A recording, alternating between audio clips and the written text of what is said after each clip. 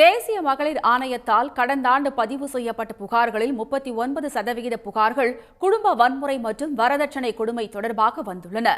இது தொடர்பான மகளிர் ஆணையத்தின் அதிர்ச்சியளிக்கும் தரவுகளை இந்த செய்தி தொகுப்பில் பார்க்கலாம்.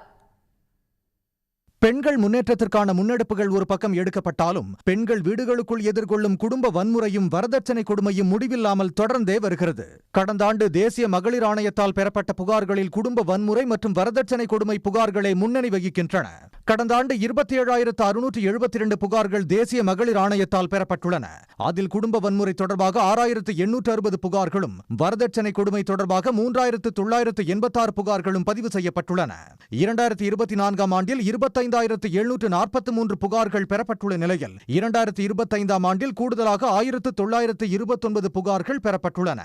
அதேபோல் குடும்ப வன்முறை தொடர்பான புகார்கள் 2024 ஆண்டை விட 2025 ஆண்டில் அதிகரித்துள்ளது.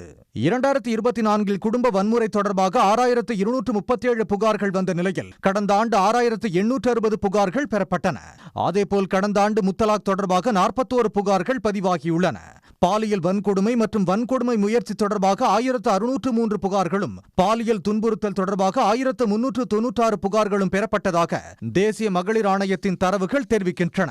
இந்த தரவுகள் குடும்ப வன்முறை மற்றும் வரதட்சணை கொடுமைக்கு எதிரான சட்ட ரீதியிலான நடவடிக்கைகளை தீவிரப்படுத்த வேண்டிய கட்டாயத்தை உணர்த்தும் வகையில் அமைந்துள்ளது.